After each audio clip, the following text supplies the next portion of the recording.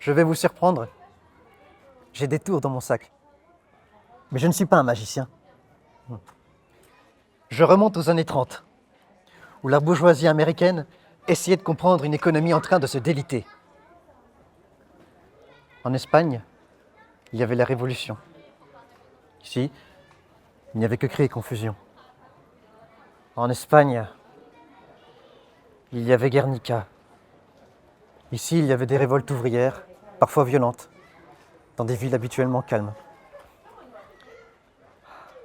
Dans cette histoire, il y a ma mère, ma sœur et un jeune galant qui apparaît à la fin. J'ai un faible pour ce galant. Il représente ce quelque chose longtemps différé, mais pour lequel nous attendons.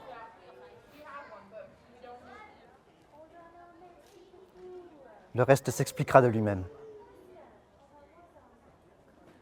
Monsieur Larivière, ou Jules Lépremont, je suis une de vos victimes. Et le fait est que je m'en fiche complètement.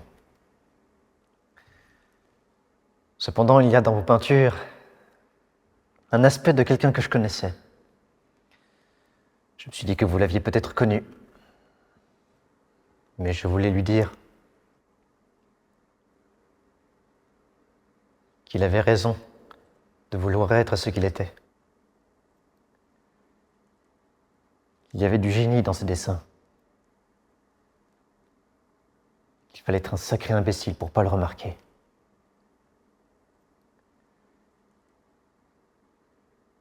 Mais je voulais lui dire que c'était mon frère. Et que j'étais fier de lui. Vous savez maintenant qui je suis. Un révolté vivant du produit du cambriolage. Vous êtes les plus forts. Faites de moi ce que vous voulez.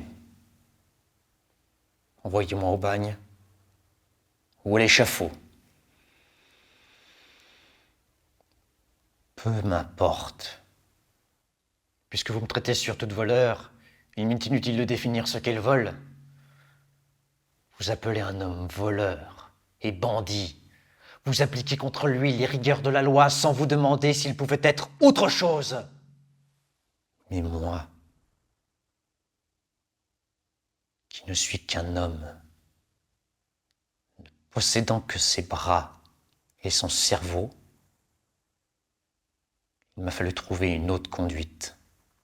Le droit de vivre ne se mendie pas. Il se prend.